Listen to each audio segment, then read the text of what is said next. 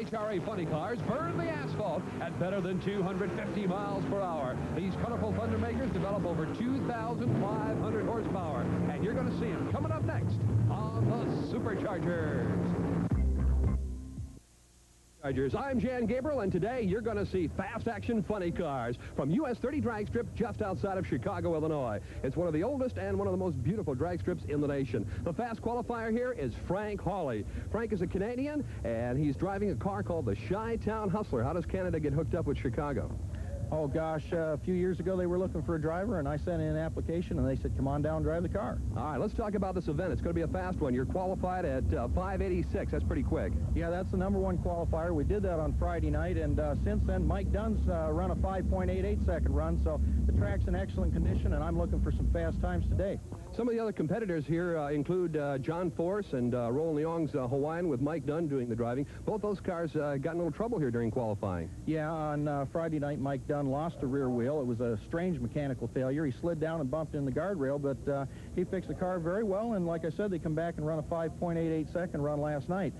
John Force last night, he'd run a 5.9-second run on Friday. He come back and spun the tires, got off in the dirt last night, and I think that he's going to be real tough today. Well, the whole field is going to be tough. They've all run very close ETs, which is not uncommon at a national championship event.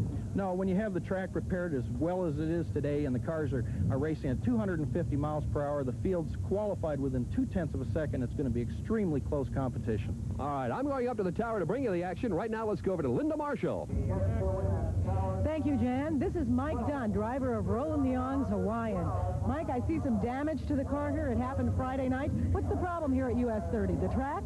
No, the track's all right. The track's actually pretty good. We had a problem. The car left real good, and the right rear wheel fell off. And it's kind of hard to drive on 3 wheels. It just got into the guardrail a little bit, hurt the body. We fixed her up and came back yesterday and qualified real well. Any chassis or engine damage? No, just other than the wheel coming off, there was no chassis damage. We checked everything over real well, and it was just mainly the body. It just kind of bumped into the guardrail. It kind of slid into it, so it didn't do a whole lot of damage. Okay, your second fastest qualifier here. What's it going to take to beat this field? Well, I think, consistency mainly. You're going to have to run probably consistent, high 580s, 590s, and you'll be right there. You got the Chi-Town Hustler. They'll run 580s every run, so it'll be tough. Okay. Thank you very much, Mike Dunn, and good luck. Okay. Back to Jan up in the tower now. All indications are that we're in for a tremendously exciting drag racing funny car showdown here this afternoon from one of the most historic drag racing strips in the entire country, US 30. Our vantage point in the tower will provide us with a good look today at the runs that we expect to be in excess of 250 miles per hour. And joining me here is Pat Minnick, former driver of the Chi-Town Hustler, one of the really strong cars here today. Pat retired from the car back in 1971. How you doing today? Doing just fine, Jan. Your car's looking pretty good. Tell us a little bit about it. Thank you. Yeah, it's a 1984 Dodge Daytona with a Dodge Hemi engine. And Frank HAWLEY doing the driving. How long has Frank been with you? Frank's been with us for about 5 years now. All right, we have an 8-car showdown. We're in the quarterfinals. Here's the car that will be taking on Frank HAWLEY. This is Gary Southern and Captain Crazy. We don't know too much about him. Yeah, Gary's a California boy. He's been around for a while. He's relatively new to the Fuel Funny cars, but he'll do okay. All right, let's take a look at the 8-car national pairings right now. We told you about Frank HAWLEY. He's fast qualifier with a 586. Gary Southern will take him on as the slowest qualifier here in the field. Then there's John Force. Force, of course, always a force to be reckoned with, and Bob Pickett. Let's take a look at the second half now. Doc Holliday, he'll be in a car called Telstar. Don't know too much about the doctor. Yeah, the doctor's been around a while. He started running funny cars in about 1971. All right, he'll be taking on Tom Hoover. Hoover is in a car called Showtime. He's out of Minneapolis, Minnesota. Jim White from Tulsa, Oklahoma takes on Mike Dunn. Dunn always runs strong in the Roland Leong Hawaiian car. Again, however, your fast qualifier with a 586 is Frank HAWLEY. We asked Frank earlier what it's going to take to win here. Extremely consistent performances. I think if your car runs about 5.9 seconds and does it 3 or 4 times today, you're going to be the champion. Frank HAWLEY, the Chi-Town Hustler. Frank says consistency is the name of the game. You agree with him, Pat Minnick? That's always been our game plan, and I certainly agree with it. All right, here's Gary Southern. We asked him if he's ready for the day. I hope so. The only thing we've been having trouble is the clutch. We got plenty of horsepower, but I think if we can get the clutch dialed in, I think we can take care of the rest.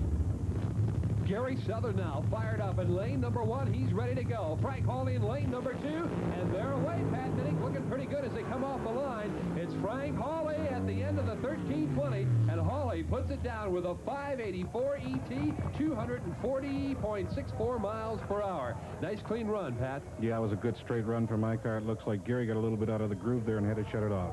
All right. Chi-Town Hustler now coasting down in the shut-off area. Fans all excited about this car. Right now, let's go to Linda Marshall. Frank, you improved your ET over your qualifying round.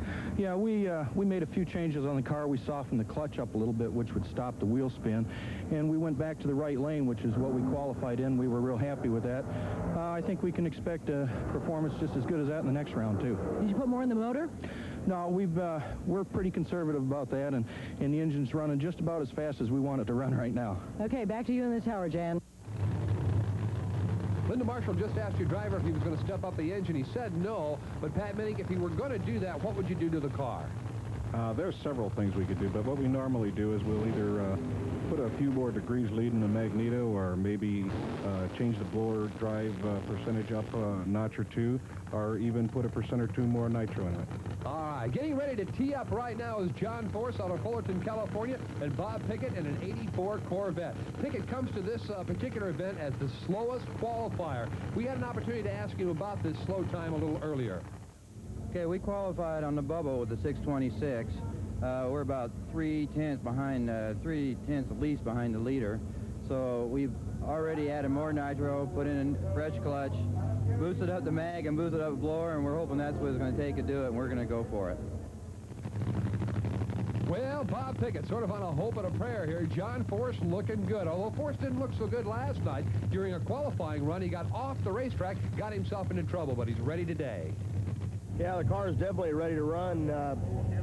We had run 592 on an early session, 250 yesterday afternoon, and the track was excellent last night on the start line, but I think it was about 10:30 at night. It was getting a little cold down track, and we just got out there 400 or 500 feet, and it got on a little bit of a wet surface. She made a right turn, got off in the grass for 300 or 400 feet, but never made a connection with the guardrail, so we did a little glass work this morning. She's ready to run. John Force certainly pumped up and ready to go. He's in lane number 1, Bob Pickett in lane number 2. Pat Minnick, what's going through their minds right now? It's all business now. They're concentrating on the tree and making sure no one red lights. All right, Force gets off nicely. Whoa, a little out of shape, but he clicks the clocks and dials it in with a 597 and a speed of 251.04 miles per hour. John got a little out of shape on that run. If he wouldn't have got out of shape, he'd have gone a little quicker. Still not all bad, though. 594 puts him in the semi, and let's go down to the shutoff area right now. Here's Linda. John, your 594 was consistent with your qualifying time. What are you going to do? Build more power in it or fool with the clutch? No, I think what we're going to do is we're just going to watch the racetrack and see if it's coming or going, and if it looks good, we'll build more power, and if not, we'll have to out-trick it with the clutch. That's right. Okay, thanks very much. Thank you. Back to the top of the line right now. Here's Telstar. This is the car of Doc Holliday out of St. Paul, Minnesota, but he's sitting here all by himself, Pat. Yeah, Jan, Tom Hoover hasn't shown on the starting line. They'll give him a certain allotted amount of time, and if he can't make it, they'll send him on a single. Yeah, evidently some problems for Tom Hoover out of Minneapolis, Minnesota. You saw the squad car. He's always sitting there down at the end of the line. We talked to Doc Holliday earlier. He told us a little bit about his car. Here today. Well, we're 7th fast qualifier. We ran a 610, which is going to do fairly well here, but I think we're going to have to run a little bit better, and we're going to have to be very consistent. The cars that are running here this weekend are running very consistent, and it's going to be a really great race. Well, Doc Holliday still on the line all by himself as he takes off now. He's going to do a single here. Tom Hoover doesn't show. All right, here's the time now, a 6:53, 227.56 miles per hour. So he's going to have to work on that a little bit. Yeah, it looks like he had the setup a little bit off for that particular run, either too much power or maybe his tires went away or something. Another one of our helicopter shots here this afternoon. All right, we're going to go back to the top of the line. Lane number 1 now. Doing his burnout is Jim White. He's out of Tulsa, Oklahoma. Yeah, Jim started driving in about 1970. You might remember him from a tour he did in Australia, driving the LA Hooker.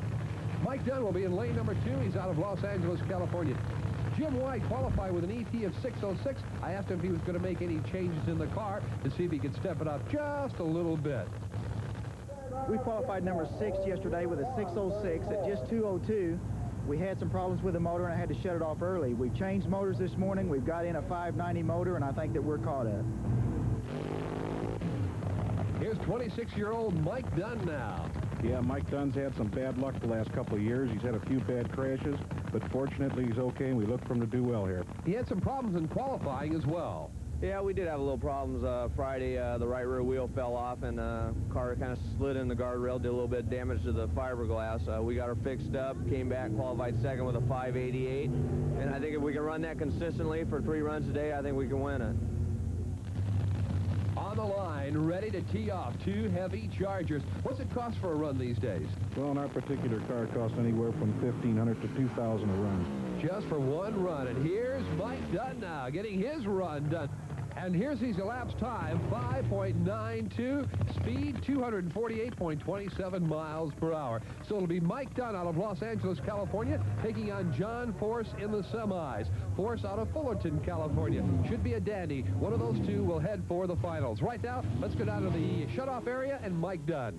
Mike, you've been having a few problems. You broke up the car a little bit Friday night, but this looked like a good, clean run. How do you feel about it? Yeah, the car's running real well. It shook a little bit top of low gear, but it still ran pretty decent. We're real happy with it. What's it going to take for the semifinals? Well, Force ran 92. I don't know what we ran that run, so hopefully we got lane choice. That'll probably be pretty close. We're going to have to run about a high 80 at least to get Force, because he'll run good again. We'll be right back with more on the Supercharger. I'm Jan Gabriel. Joining me in the tower this afternoon is Pat Minnick, and he's the owner of that car you see right there as we move into the semifinals between Frank Hawley and Doc Holliday. Frank Hawley will be in lane number 2. Holliday will be starting in lane number 1. Pat Minnick, quick question about tires. How many runs do you get out of a set of tires? We go anywhere from 3 to 8 runs out of a set of tires. We watch them pretty close. If looks like one of them are going away or the car makes any kind of a peculiar move, we'll just change it. I might add that the tires are rather expensive. A set of rear tires for one of these funny cars runs you about $500. Speaking of cost, you know, Pat Minnick, you said earlier that it's around $1,500 to $2,000 to make one run.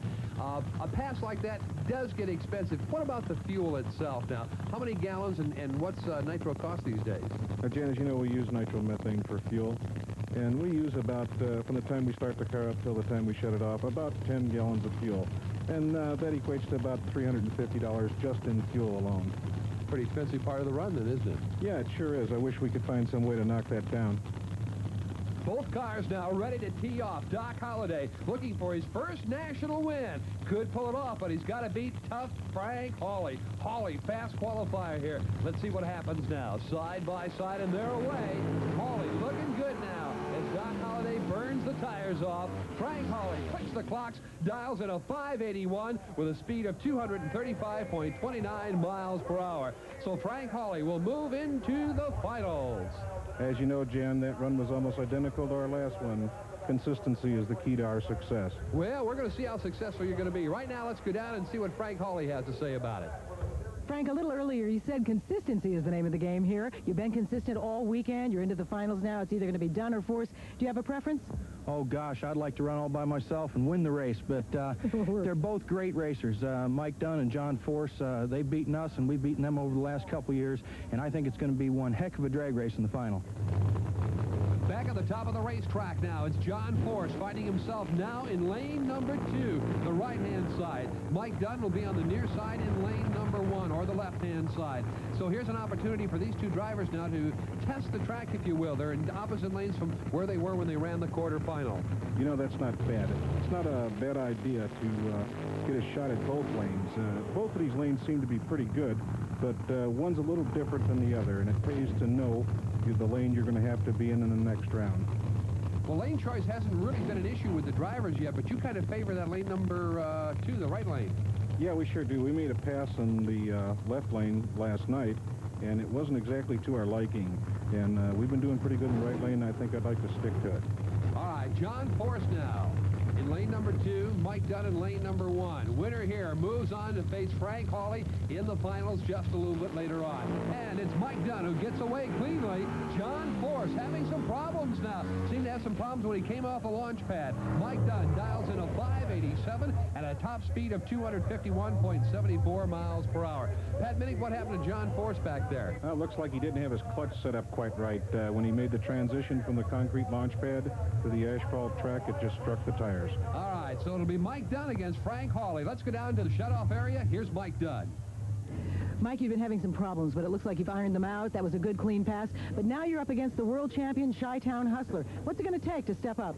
Well, they're definitely running good. They ran 81 that run the right lane. I like the left lane a little bit better. It's working better for our car. I'm sure they'll take the right lane because they're running real well over there. And we're going to have to step up just a little bit. I think we're going to have to get another half-tenth out of her to beat them. What are you going to have to do to the motor? We're going to have to hop her up a little bit. We'll step on her a little bit, see if we can get another half-tenth out of it, and hope they fall off a little bit. It'll be a good race.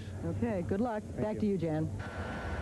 All right, back to the top of the hill. We've got a real special treat for you right now as we wait for Frank Hawley and Mike Dunn to work on their cars, give them a little chance to get them back out here for the finals. We've got some thunderstorms moving in over the area, so we're going to have to hustle along here, Pat Minnick. What do we got on the line here?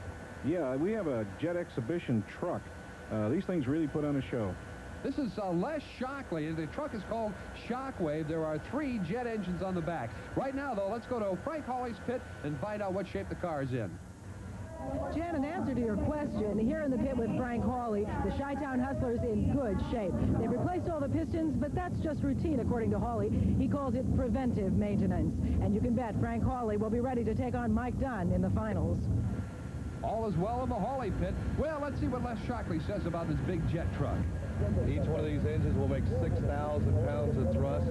That's a static thrust reading standing still for a total of 18,000 pounds of thrust. This truck would actually, if you stood it on its back and lit these engines, could out-accelerate the space shuttle or any other rocket they've sent into space. Les Shockley seems to think that this vehicle's going to fly for him here. Yeah, well, those engines definitely have some airtime on them. Right now, let's go back to Linda Marshall. Here with Mike Dunn's car, the scenario is the same as in Frank Hawley's pit. No major problems with the car, just routine maintenance. Simply taking everything apart, and now they're putting it back together again. But as you mentioned, Jan, one thing is changing rapidly, and that's the weather. We're seeing some sprinkles now. We'll just have to wait and see what happens. Back to you. Well, some of that rain has found its way onto the racetrack here. Les Shockley, I think, is going to blow most of it away. Listen to the sounds of this thing as he takes off now. Shockley on a rocket ride in a semi-truck with 3 jet engines. Here he is crossing the finish line, and the ET 8.15, the speed 201.56. Not bad for a big vehicle weighing 7,000 pounds. That was awesome. You could even feel the heat up here in the tower. Sure could. I tell you, we can use some of that heat maybe to blow away some of those old rain clouds. They're using a helicopter now down on the racetrack itself where a few sprinkles have fallen. Back on the line, all is in readiness now. The finals coming up. Frank Hawley, the Chi-Town Hustler, takes on Mike Dunn in the Hawaiian. Well, let's see. I would imagine that Frank Hawley's got it dialed in the way he wants to. Mike Dunn perhaps looking for a little more power than what he had before. The rest is up to the drivers. Yeah, you know, Frank is a good enough driver where he makes it almost easy for us guys to dial the car in.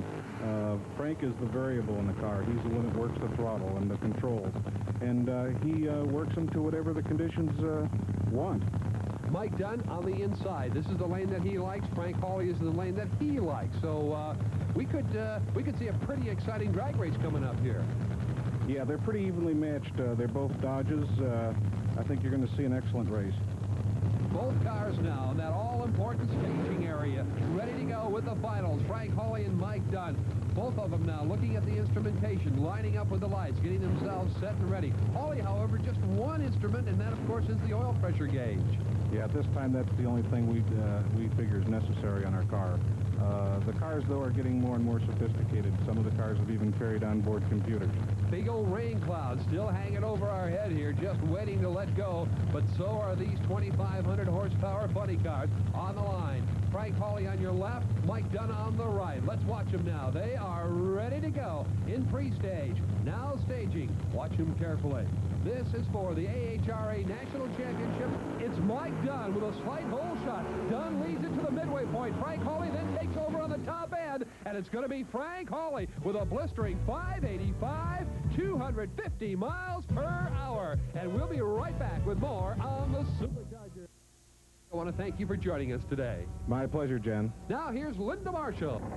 Frank, you started the day fast qualifier. You've been confident throughout. You've run really well, but it was a close race. You pulled it off. Congratulations. And can you share your thoughts with us right now? Oh, it's just fantastic to win. I mean, that's why we in the Team Strange group have so many great cars out here. It's because we come to win these races. And Mike Dunn, driving for Roland Leon, outstanding competition. I saw his car out the corner of my eye most of the way down the track. And then Austin's Coils motor pulled us around at the finish line. Well, I certainly want to add my congratulations to Frank Hawley and that great team of the Chi-Town.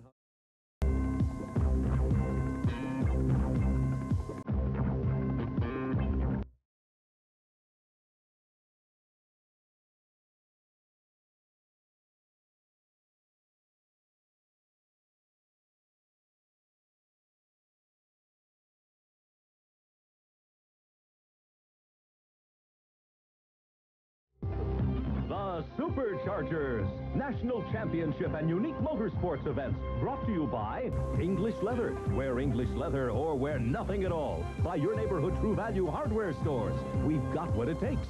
And by Gold Eagle, makers of fine automotive products.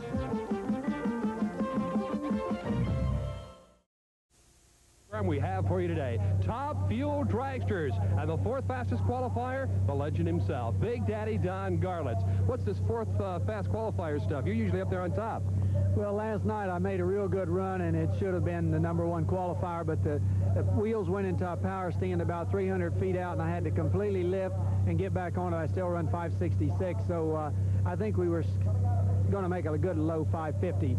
But this round today, I'll have lane choice in this first run, and it'll be real important. I hope to get the low ET back. Any favorites as far as lanes developing here? Well, I like the left lane. That's where it really seemed to get a good bite, so I'm going to favor that left lane this morning. We had some cars getting out of shape during qualifying last night. Well, you know what happens. The times were so good, and the track has just been tremendous. And a lot of the fellas, they overpower the cars in. They do a lot of things they shouldn't do, you know, trying to get records and better qualifying positions, and they actually get a little in over their head, and that's what you saw last night. Is there any chance we'll see some records set here today? Yes, I'm sure. Well, you know, my car and Jerry Ruth are both got backups now for the top speed record, which is currently held by Shirley Muldowney. I think that'll be eclipsed today. So a pretty classy field here today. Yeah, they've, you know, they've really done a lot of work here at the US 30 drag strip. It's one of the premier drag strips in the nation now, and it's going to be one of the things of the future to come to. This is a big race. I want to wish you good luck today. Thank you very much. Right now, let's go to Linda Marshall. This is Chris, the Golden Greek Karamessinas. Chris, you're one of the real veterans of this sport. How long have you been doing it? About 30 years now, and I started out in a street roadster and ended up in a top fuel dragster, running around the country, enjoying myself, having a great time. Well, experience certainly has served you well. You're a top qualifier going into today's quarterfinals. What do you think it's going to take to beat this field? Well, I think if we just keep running like we are, we'll do good, and I'm glad we're doing good at home in Chicago, and I think we should be able to win this thing. Okay, good luck to you. Now back up to Jan in the tower. It's one of those days of great anticipation as some of the best top fuel dragsters in the country have gathered here to compete in an AHRA National Championship. And we're located about 40 miles south of Chicago at beautiful US 30 drag strip. I'm Jan Gabriel. Along with me is George Tolan. And George comes to us a little dejected today. He was the first alternate here. Yes, I'm a little disappointed. Nothing personal, Jan, but I'd much rather be down there than up here. But I hope to give you some good insight into the race today. Well, it's an extremely fast field here today. We're down to the 8-car quarterfinals. Yes, the #1 qualifier, Chris Karamessinas, that's the fastest he's ever run. And like Don said earlier, we're looking for records here today. All right, well, we'll find out. This is Del Wilch right now out of Kansas City, Kansas. Let's take a look at our pairings. It's Garlitz, Don Garlitz, without a doubt the legend. Yes, he was off the pace a little bit this year, but it looks like he's caught on today. And he'll take on Welch. In the second round here, it'll be Frank Bradley. Bradley, always a tough competitor. Bradley usually overpowers the track, but it doesn't look like it here. He'll take on Jack Ostrander. He's from Detroit, Michigan. Let's take a look at the second half of this illustrious field now. Here's Jerry Ruth. He's been on the Superchargers before. Jerry blew the blower off the car at this race last year. Sure hope it doesn't happen this year. All right, Gene Snow. He's out of Fort Worth, Texas. Gene's the #1 or not the #1 qualifier. He's the points leader in AHRA this year. And Chris, the Golden Greek Karamessinas. He's the #1 qualifier. Indeed he is. Dick LaHaye, he had a problem here last night. Yeah, he went upside down. He and his daughter worked all night to get that car repaired. And here's Don Garlits on the line. He has chosen lane number 2. He said earlier he wanted lane number 1. Yeah, well, what happened was about 15 minutes ago, the left lane got oiled down a little bit, so it looks like the right lane may be better. Garlits is most concerned about a strong ET. This round today, I'll have lane choice in this first run, and that'll be real important. I hope to get the low ET back. Yes, Garlits is taking on relative newcomer Dale Welch. Well, Dale said that he was going to have his work cut out for him. Well, at this point in time, we're number 8, or we're actually on the bubble, the slowest car and the fastest 8 that gets to race today. Number 8 qualifier gets to run the number 4 qualifier, and at this particular race, that happens to be Don Garlits. So we've got our work cut out for us this afternoon, first round. But I think we can do it. We found a few tricks, found a few things we had wrong last night, and think we've got a little more ET and a little more miles per hour in the car than we had on our qualifying run. Dale Welch sounds like he's saying I need a bigger horseshoe in my pocket. He sure does. Whenever you race Don Garlits, you need to do something special. And this is going to be an especially tough race because Garlits has got to pick up a couple tenths in the last few weeks. All right, on the line, ready to go. The tree comes down, and they're away. Garlits looks good. He's pulling away at mid-track. He surely got him. All right, Don Garlits crosses the line, dials in a 568 with a speed of 251.74.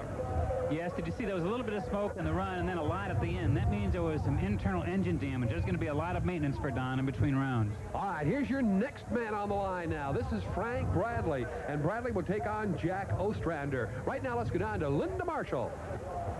Don, a 569, good run. Yeah, well, it's a first pair on the track, and we really have to be careful about how hard we leave. So it's better to have a 69 and not smoke the tires and try to go for low ET. But you did have a little smoking across the line. Looks like it might need new pistons? It's a possibility. We're running these engines pretty hard. This is Jack Ostrander now. He owns his own car. He's a relative newcomer that's been doing it about 3 years, and this is a new chassis for him this year. He told us about the car earlier. Well, the car's running pretty decent, and I think it'll probably take a 560 or 570 to go win the first round anyway. Here's Frank Bradley now out of Napa, California. They make some fine wine up there, George. Sure do. All right, he set a number of speed, ET, and track records in AHRA competition, has won 17 national events in the course of his career. Right now, he's concerned about Chris Karamessinas.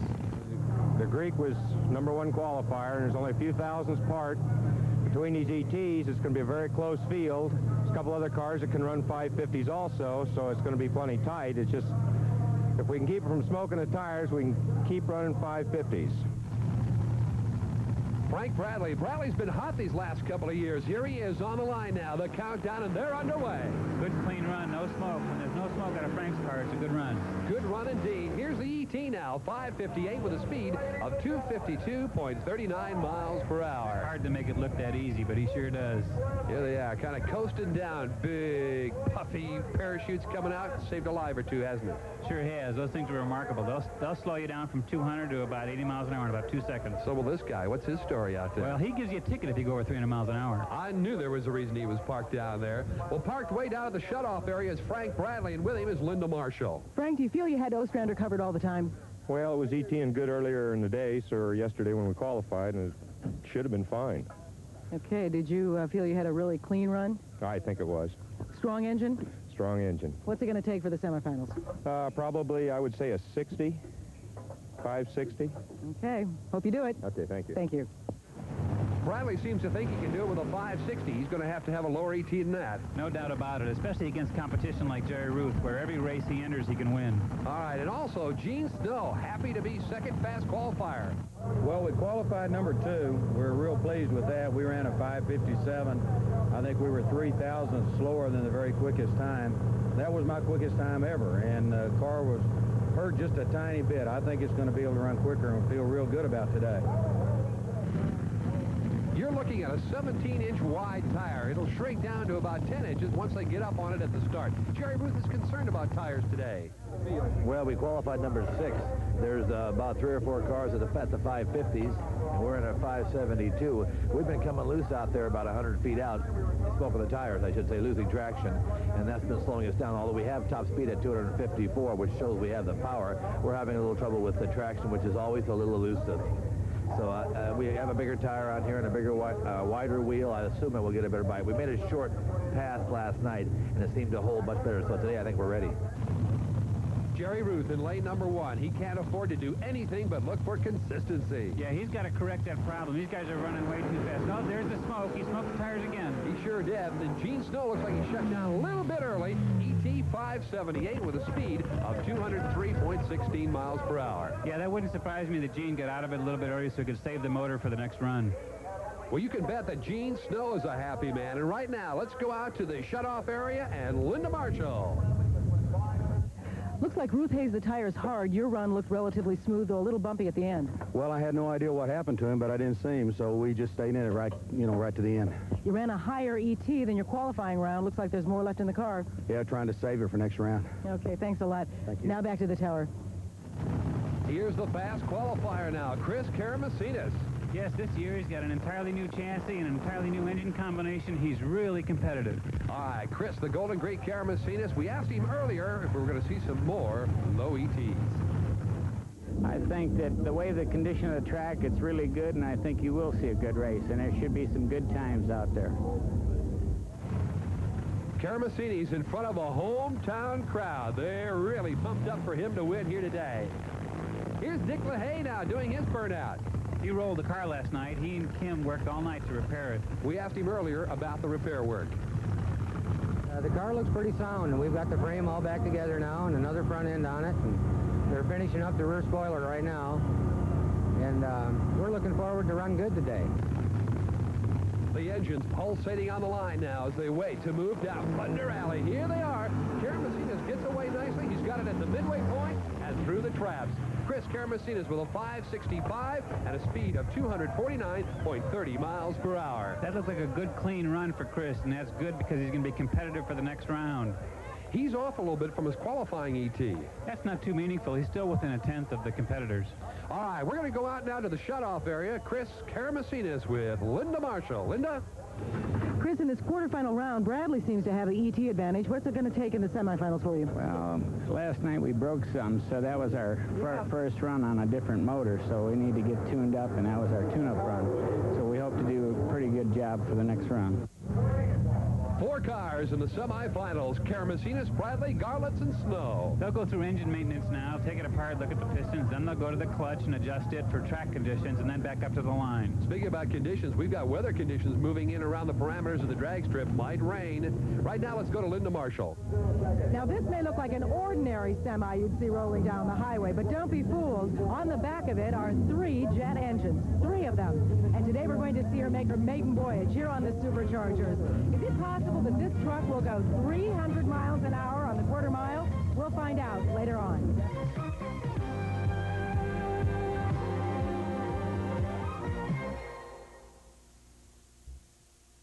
And we got a supercharged semifinal coming up for you. Top Fuel Dragsters. I'm Jan Gabriel along with George Tolan, and you're looking at Don Garlitz. Yes, this is an excellent year for Don. Don started off a little bit slow, but now he's fine. He's probably going faster than he has in his entire life. Gene Snow. Snow will take on Garlitz in this semifinal. He's out of Fort Worth, Texas.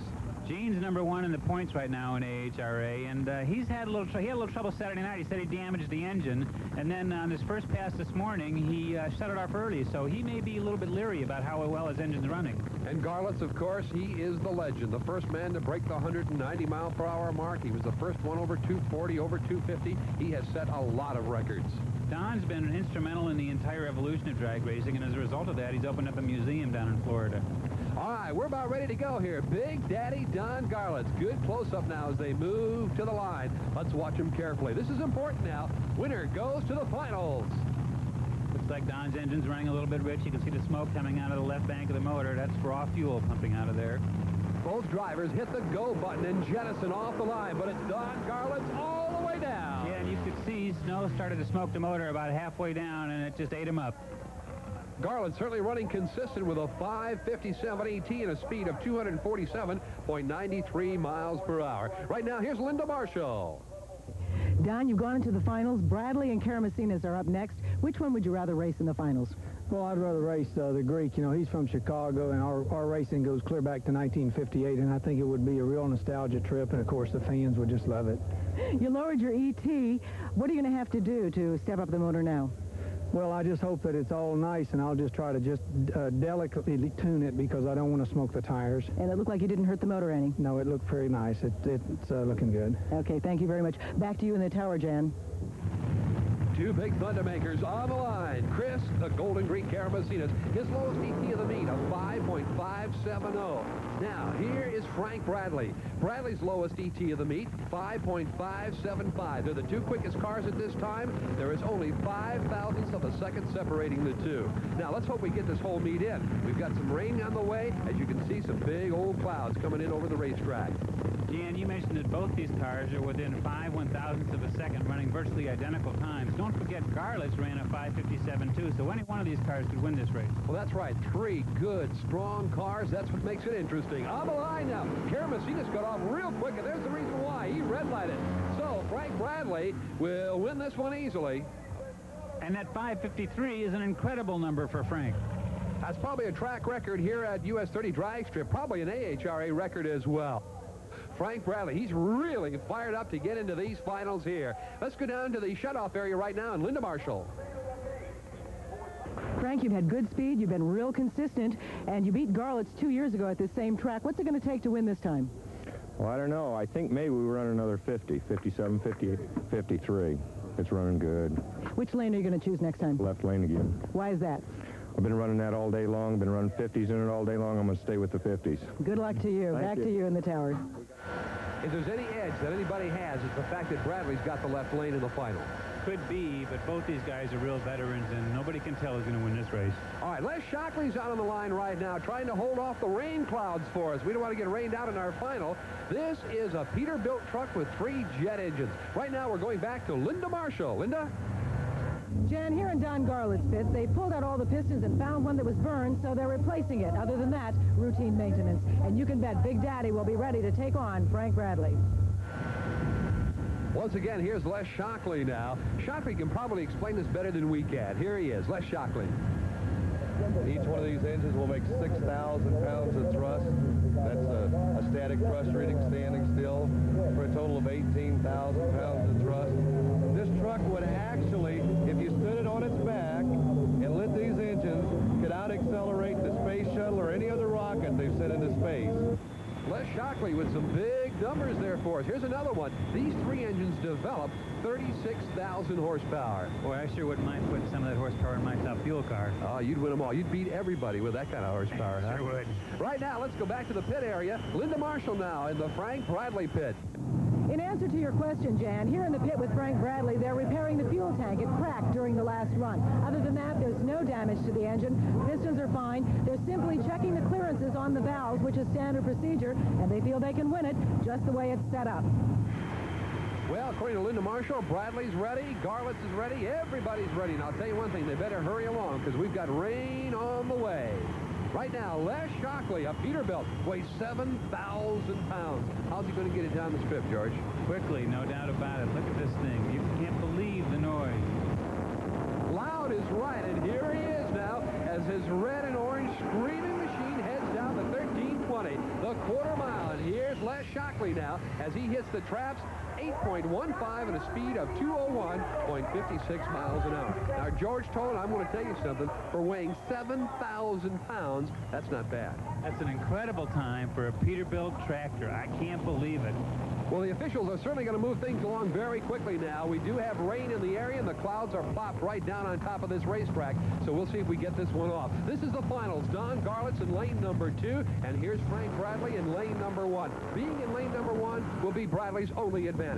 Well, in addition to that, Frank has run a 5:53, which is 3 or 4 hundredths quicker than what Garlitz has run. So he's also been performing better during the day. And, of course, we don't know what happened during this last setup back in the pit area. They might have gone any number of directions. Bradley might have put in too much power. Garlitz might have not put in enough. You never know.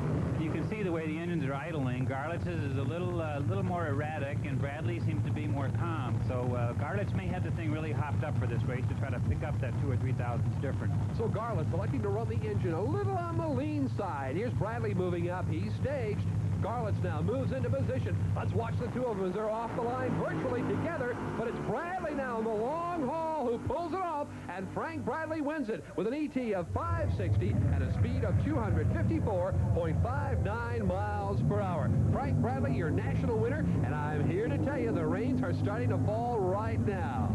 560 for Frank Bradley. That's an incredible run, considering all three passes were within 8/100ths of a second. A magnificent performance. Well, I think if you ask any top fuel driver what the key to success is, he's going to tell you again and again, it's consistency. George Tolan, I know you regret not making the field here today in your top fuel dragster, but we certainly want to thank you for being on board and helping us describe the action. Thanks a lot, Dan. I really enjoyed being up here. And we'll be right back with more on the Superchargers and an interview with our winner, Frank Bradley.